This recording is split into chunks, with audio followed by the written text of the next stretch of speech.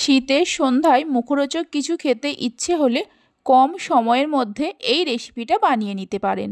আশা করি রেসিপিটা ভালো লাগবে। নমস্কার বন্ধুরা, রূপাস কিচেনে সবাইকে স্বাগতম। তাহলে চলুন দেখে নেওয়া যাক। শুরু থেকে শেষ পর্যন্ত দেখার জন্য আপনাদের কাছে অনুরোধ রইল। এখানে আমি দুটো গাজর আর একটা বিট নিয়ে খোসা ছাড়িয়ে ধুয়ে নিয়েছি।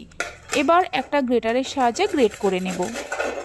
আমি শুধুমাত্র গাজর আর বিট দিয়ে বানাচ্ছি, আপনারা চাইলে এর সঙ্গে নিজেদের পছন্দ মতো যে কোনো সবজি গ্রেট করে নিয়ে দিতে পারেন। বিট আর গাজর গ্রেট করে নেওয়ার পর এর মধ্যে দিয়ে দেব 1 চামচ কাঁচা লঙ্কা কুচি। ঝালটা আপনারা যেমন খাবেন সেই মতো কাঁচা লঙ্কার ব্যবহার করবেন।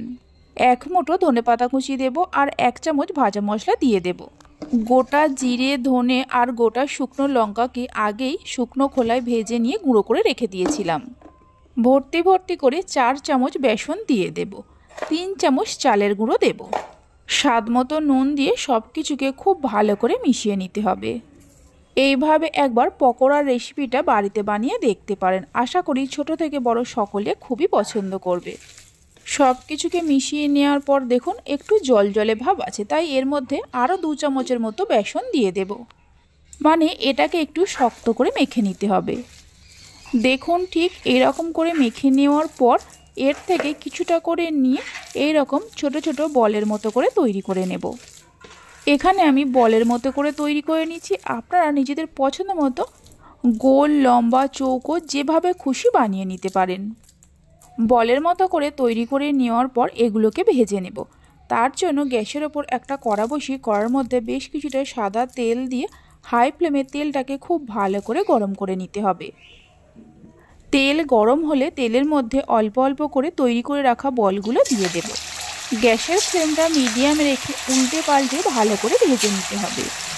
এইগুলো ভাজতে খুব বেশি সময়ের প্রয়োজন পড়ে না। রেসিপি ভালো লেগে থাকলে অবশ্যই একটা লাইক করবেন, বন্ধুদের সঙ্গে শেয়ার করবেন। ভালো লাগলে চ্যানেলটি সাবস্ক্রাইব করে পাশে থাকা বেল আইকনটি প্রেস করবেন নতুন রেসিপির আপডেট পাওয়ার জন্য। উল্টে পাল্টে ভালো করে ভেজে নেওয়া হয়ে গেছে। তেল ঝরিয়ে নিয়ে তুলে রেখে দেব। বাকি যেগুলো আছে এইভাবে ভেজে নিতে হবে।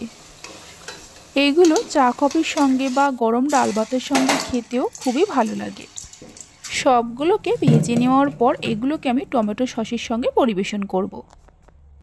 একটা পকোড়াকে আমি ভেঙে নিয়েও দেখিয়ে দিচ্ছি। দেখুন পকোড়ার ভেতরটাও কত সুন্দর হয়েছে।